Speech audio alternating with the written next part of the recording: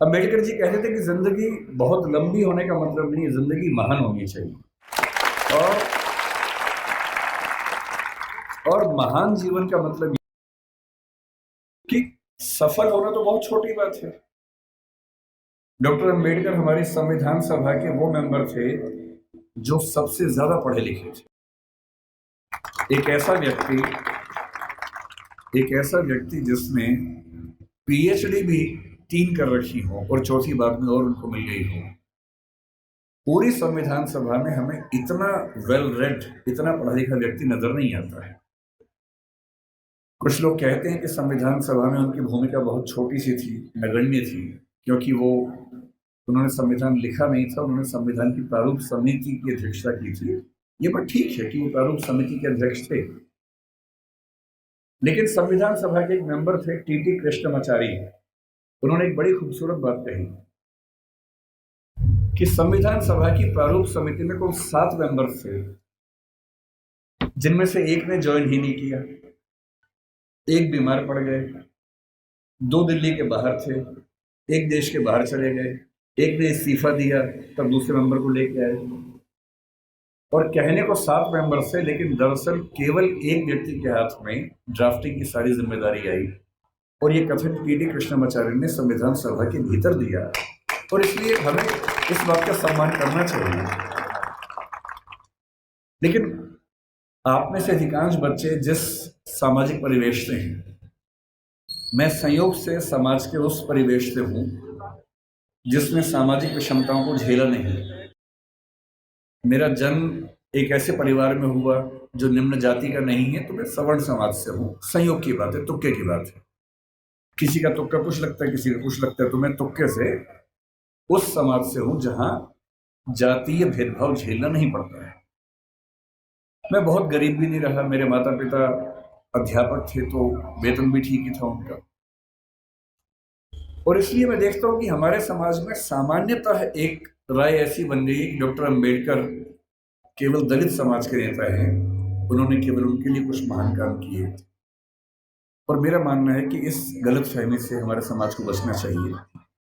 Doctor Ambedkar हमारे देश के आज तक के सबसे महान नेताओं में से एक हैं और उनकी महानता को हमें स्वीकार करना चाहिए। धूप बहुत ज्यादा है, आपकी उम्र भी बहुत कम है, इसलिए मैं गहरी बातों में नहीं जाऊंगा। डॉक्टर अम्बेडकर को लेकर कुछ बहुत गहरे विवाद, गहरे संवाद हो सकते हैं। उनका गांधी जी से क्या रिश्ता था, आजादी के आंदोलन से उनका क्या रिश्ता था, मार्क्सवाद से क्या रिश्ता था, बौद्ध धर्म से उनका क्या रिश्ता था। ये सब ऐसे प्रश्न हैं जिन पर हम कई घंटे गहरी बात कर सकते हैं। लेकिन क्योंकि आप अभी स्कूल वाले बच्चे हैं ज्यादातर, आपके लिए इन विवादों में भी उलझना ठीक नहीं है। आपके लिए जो ज्यादा महत्वपूर्ण है, मैं उस बात पे आता हूं। मैंने पिछले 1 साल में जो यात्राएं की, उसमें एक यात्रा कोलंबिया विश्वविद्यालय न्यूयॉर्क की। और वहां जाते ही मैंने अपने दोस्तों से पूछा कि भाई यहाँ डॉक्टर अम्बेडकर पढ़ते थे, कोई ऐसा मेमोरियल उनका है क्या। तो वो मुझे एक लाइब्रेरी में, जो बेसमेंट में अच्छी लाइब्रेरी, उनकी काफ़ी अच्छी लाइब्रेरी है, वहाँ लेके गए।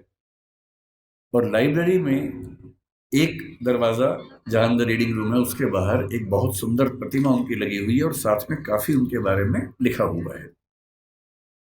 और मुझे बहुत अच्छा लगा कि कोलंबिया विश्वविद्यालय आज भी ये मानता है कि डॉक्टर अम्बेडकर उनके आज तक के सबसे शानदार विद्यार्थियों में से एक थे। फिर उसी के कुछ दिन बाद मैं लंदन में था, तो लंदन स्कूल ऑफ इकोनॉमिक्स वहां से पास ही था, करीब 2-3 किलोमीटर दूर था। संडे का दिन था तो मैं घूमते घूमते वहां चला गया, बंद था वो। तो मैंने वहां उनके जो स्टाफ के मेंबर थे उनसे रिक्वेस्ट की कि क्या मैं अंदर केवल घूम सकता हूँ थोड़ा सा। तो बोले हाँ घूम लीजिए। और जब मैं घूमने गया तो मैंने देखा कि बिल्डिंग में अंदर घुसने से पहले ही बाहर उन्होंने एक ही प्रतिमा लगाई है और वो डॉक्टर अम्बेडकर की ही प्रतिमा है। तो मुझे ऐसा लगता है कि जिस भारतीय सपूत की ख्याति दुनिया में इतनी ज्यादा है, अमेरिका में, लंदन में जहां वो पढ़े, वहां के इंस्टीट्यूशन से मानते हैं कि हमारे महानतम विद्यार्थियों में से एक वो थे।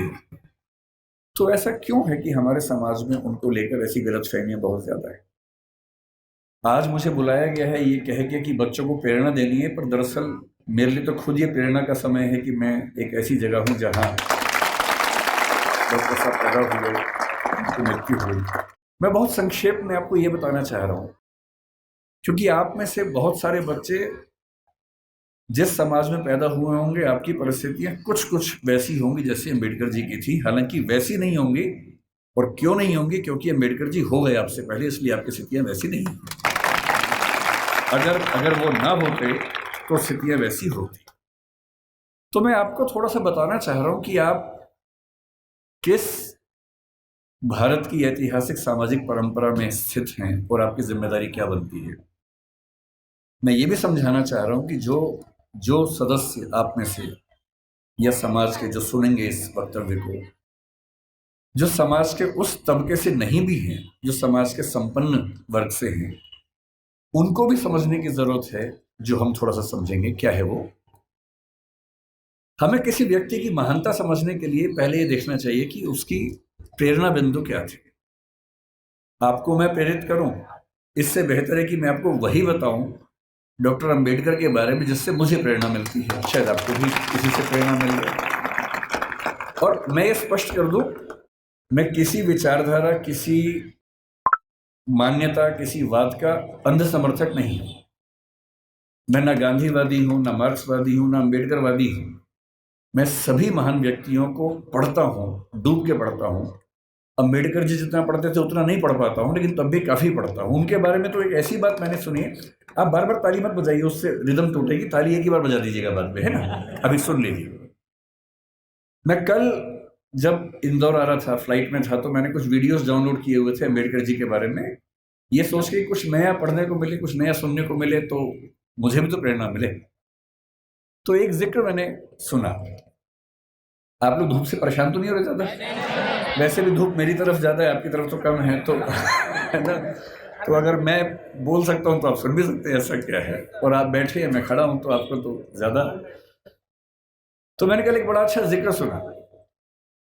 वो जिक्र एक विदेशी लेखक जिन्होंने किताब लिखी इनसाइड एशिया, ये 19 मतलब अंबेडकर के समकालीन लेखक थे, जिनका नाम था जॉन गुंटर, बड़े प्रसिद्ध लेखक थे।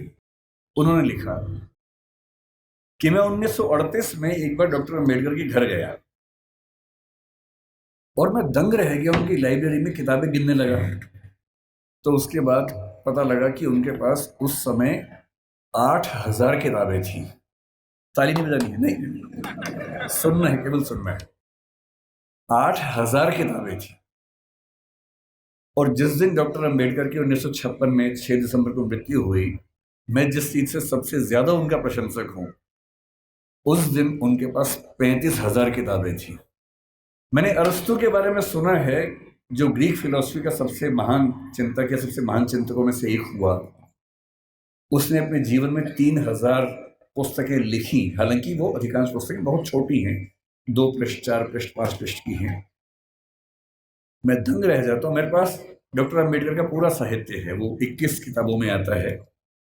और जब मैं उसको उठा के 5-7 दिन पहले जब पता लगा यहाँ आना है, तो मुझे लगा मैं एक बार रेफरेंस के तौर पर फिर से देख लूँ। इतना मोटा बंडल है उन किताबों का जो डॉक्टर अंबेडकर ने केवल अपने 65 साल के जीवन में लिखी है। उनको समय कम मिला। ये ईश्वर या नियति की क्रूरता है कि उनको समय कम मिला। अगर उनको 10-15 साल और मिल जाते तो निस्संदेह हमारा देश जैसा है उससे बहुत बेहतर होता। लेकिन नियति का मामला है। मैं देखता हूं कि हमारे समाज में बहुत लोग उनका विरोध करते हैं। उनको लगता है कि ये दलितों का नेता है, ये हिंदू धर्म के बहुत खिलाफ था, ये बहुत नाराज रहता था। लेकिन उन्होंने उन परिस्थितियों को, उस बैकग्राउंड को देखा नहीं जो आज मैं आपसे डिस्कस करूंगा। आपने सुना होगा जरूर, नहीं सुना तो आप सुन लीजिए और फिर तुलना कीजिए कि आज आप जहां हैं क्यों वहां हैं।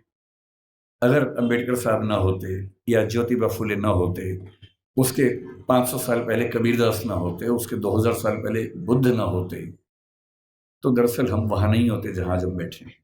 क्या उन्होंने क्या झेला अंबेडकर जी ने? क्योंकि आप बच्चे हैं इसलिए मैं वही सी चीजें बताऊंगा जो आपको थोड़ा सुन के समझ में आएंगी और प्रेरणा मिलेगी आपको। जब वो 6 साल के हुए यहीं पैदा हुए, यही उनका घर है, मुझे बताया गया इसी घर में उनका जन्म हुआ। आप लोग कितने सौभाग्यशाली हैं कि आप यहाँ आते हैं। मैं तो पहली बार जीवन में आया हूँ। कुछ दिन पहले इंदौर पहली बार मैं आया था, 1 साल पहले। मुझे ये नहीं पता था कि इतना पास में वो जगह है, वरना मैं उसी दिन आता। तो मुझे बड़ा आश्चर्य हुआ कि मैं इंदौर तक आया भी और मुझे पता नहीं चला। तो जब वो पैदा हुए इसी जगह है, क्योंकि उनका सौभाग्य था कि वो एक सूबेदार के बेटे थे, इसी सेना में काम करने वाले। मुझे आज पता लगा कि MHOW क्यों कहते हैं, मिलिट्री हेडक्वार्टर्स ऑफ वार उसका नाम था। मैं परेशान था कि महू की स्पेलिंग MAHU क्यों नहीं है, MHOW क्यों है। तो आज पता लगा नहीं, वो एक एक्रोनिम है, उसकी फुल फॉर्म एक है। वो जिस समाज में थे, उस समाज के बच्चे स्कूल में नहीं पढ़ते थे, उनको पढ़ने की अनुमति नहीं थी। पर क्योंकि वो सूबेदार के बेटे थे, और सूबेदार एक कमीशन पद होता है सेना में, बड़ा पद होता है, तो इतना हो गया कि उनको स्कूल जाने का मौका मिल गया। पर उनकी माँ को, आदरणीय भीमाबाई जी को अच्छे से पता था कि जब बच्चा स्कूल जाएगा तो इसके साथ बहुत बुरा बर्ताव होगा, जिसको आपकी भाषा में बुलिंग कहते हैं, आजकल के बच्चों की भाषा में बुलिंग कहते हैं, उसका खतरा था। और माताओं को, पिताओं को बहुत चिंता होती है कि हमारे बच्चे के साथ स्कूल में ज्यादती ना हो, बदतमीजी ना हो।